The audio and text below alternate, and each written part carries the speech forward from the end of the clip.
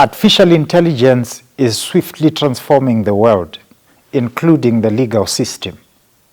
Legal applications to areas such as ethics, human rights, climate change, criminal analysis, and evidence investigation utilize artificial intelligence. As AI becomes more sophisticated, its impact on the law is likely to increase. In this special episode of the book series, I called the Vice-Chancellor and Principal of the University of Johannesburg. His new book, Artificial Intelligence and the Law, was published by Palgrave Macmillan, and a copy of it can be accessed on the link that I'm going to paste right in the description panel on the upload for this video. Enjoy the show.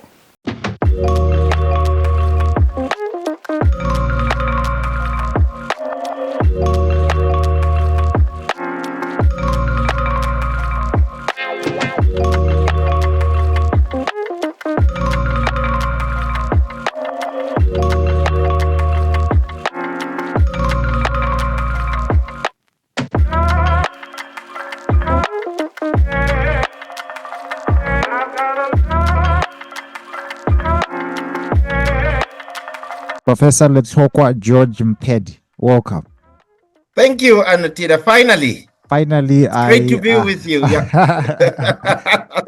It's been a while of talking and trying to prepare. Exactly. You are a patient man. And thank you so much. That's wonderful. That's wonderful. I'm happy to have you. Unfortunately, we don't have Professor Tshilidzi Marwala here, but Yes. I should acknowledge and I should let the audience know that the other co-author of this book is Professor Tshilidzi Marwala. That's right. And he is currently the 7th rector of the United Nations University in Japan, in Tokyo. He previously served as Vice-Chancellor and Principal of the University of Johannesburg before you. Yeah, I succeeded him. He used to be my boss, and when he moved on, and then I got his hot seat. Yes, he left the hot seat for you. You know, Anotida, our offices, we used to be next door neighbors. He's an engineer by training, and he's a leading expert in the field of artificial intelligence. Yes. I'm a lawyer by training. Wonderful. So we'd sit and debate issues. Wow. And then you'd say, let's write an opinion piece. We started writing opinion pieces, in the local media in South Africa. And then we said, let's write a book. Wow.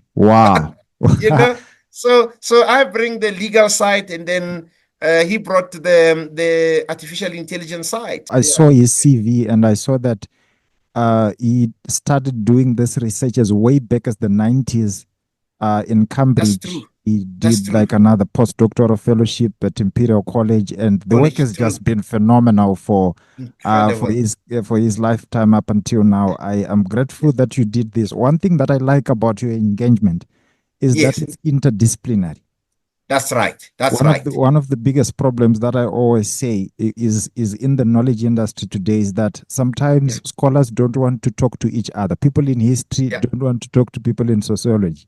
Yeah. In political science, don't want to interact with people in like engineering, food science. Yeah. So this is an example of how valuable it is for people to have cross and interdisciplinary kind of engagements that can actually lead us to something like this. So now, I want us to start to talk about the book. Right. But I want you to also just, tell us about yourself. Obviously, with the hat that you carry, many people do actually know that you are the Vice-Chancellor and Principal of the University of Johannesburg. But there's always much more to say that we can get to understand and know that, relates to how you developed the idea for this book and to get it. I'm Letlhokwa Mpedi. I'm Vice-Chancellor and Principal of the University of Johannesburg. I'm also a professor of law. I specialize in labor and social security law. And I wrote a lot in the area of labor law and social security law, focusing on South Africa, Southern Africa, and also Africa. In 2002, with my postdoc, we published a book, Labor Law in Ghana. But I have this passion, for looking at how the fourth industrial revolution technologies interfaces with the law. because I see a huge gap there. The technologies are moving at a fast pace, and the law, which is always reactive, it's slow to catch up.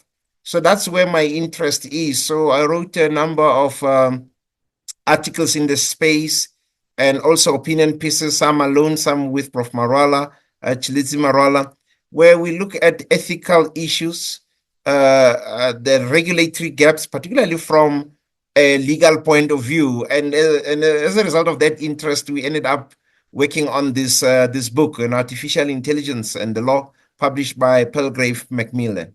That's wonderful. That's so great. Yeah.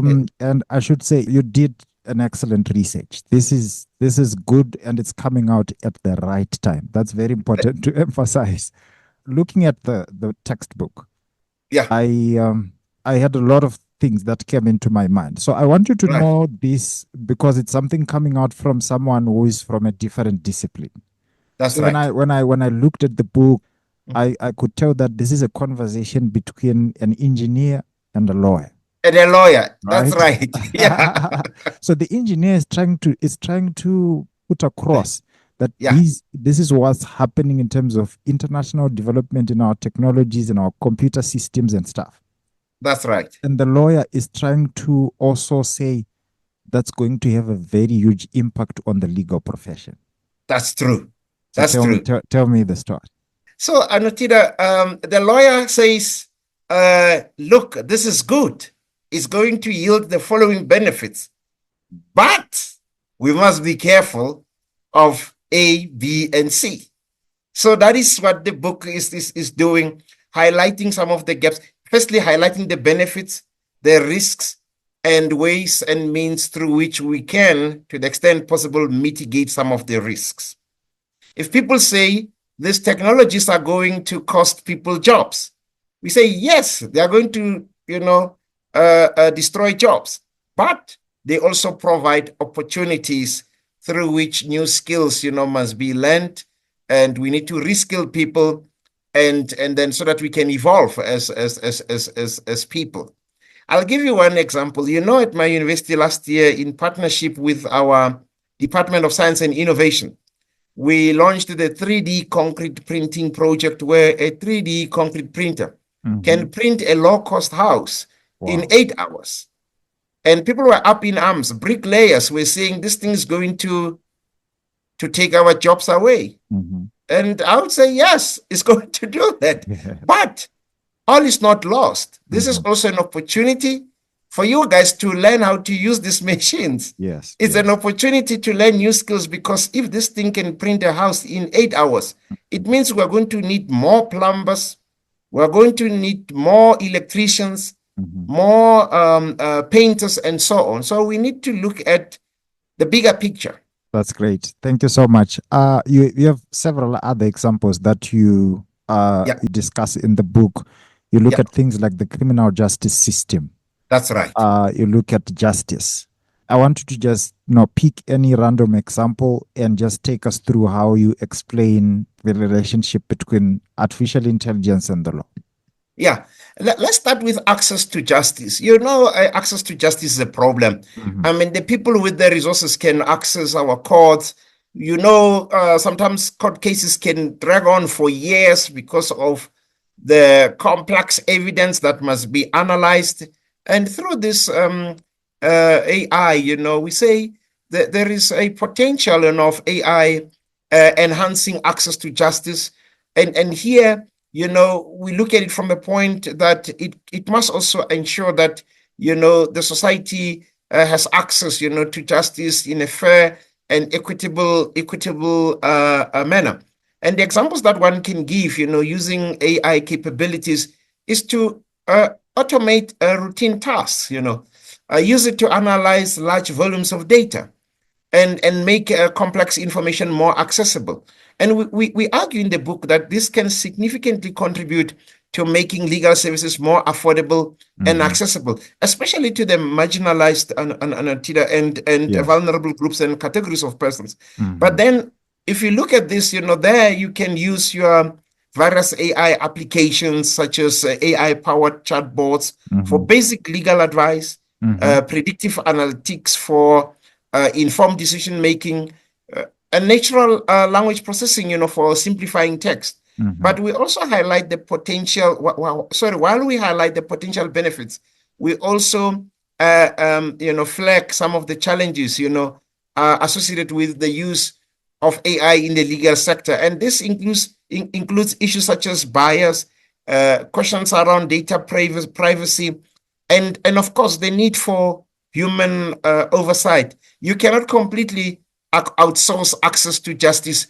to robots, to chatbots. There must be human, oversight. But this can help really summarize, sift through lots and lots of papers, and that way, court cases can be resolved quickly. It will save a lot of money in lawyers' fees and so on. Of course, lawyers won't like this, but we must also think about ordinary people who need to have access to justice, but they may not have the means. Interesting. I also looked at it from the angle of accountability. That's right. When we are human beings and we administer something, maybe let's say a doctor performs a surgery, an engineer does a job. If there are potential risks and consequences or dangers or accident, we hold the individual human being to account. And it's important. It's important, yes. I wondered how that would play out in a system where we are dealing with artificial intelligence. It's tricky because in the book, we also look at autonomous vehicles. We also look at autonomous weapons, and we raise issues of liability. Take a car, that operates autonomously. Should it kill people? Who do you hold liable for that? And there are already cases, and it's tricky because we also have cases of, in law, we've got product liability where the manufacturer can be held liable. But in this case, where do you draw the line between the person that manufactured the car or the owner? Or if the car just goes rogue, who do you hold accountable? So those are some of the issues that we need to really think about when we start introducing autonomous vehicles on our roads to ensure that our laws are,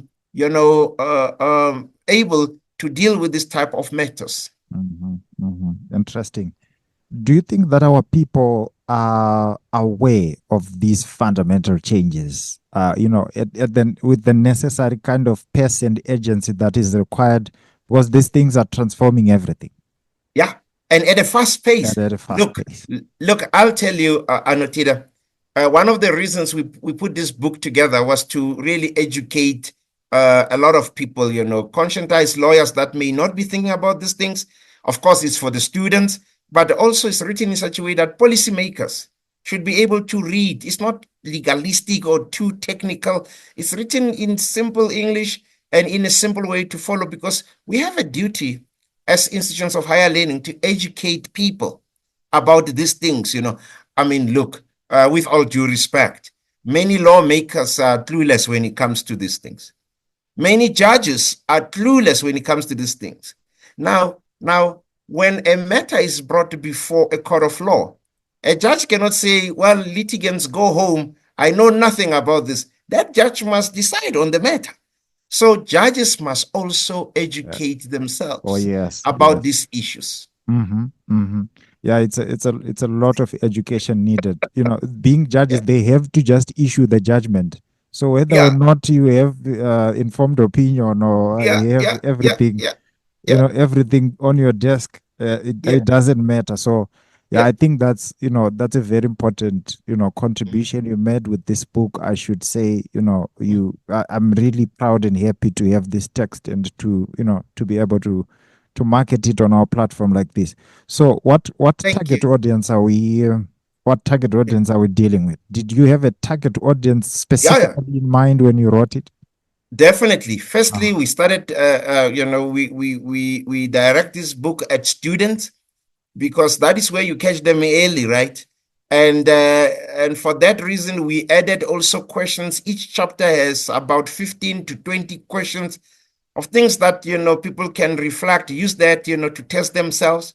But then, as I indicated, this is prepared in such a way that is accessible to everyone. This is aimed at our lawyers with interest in this field, our judicial officials, presiding judicial officers, our policymakers.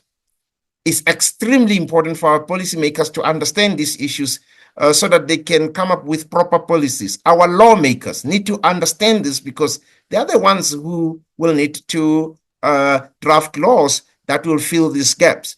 So this book is aimed at all these people, but it goes further than that. It applies to everyone who has an interest, in understanding how does AI intersect with the law. Somebody like yourself, Anotida. Oh, yes.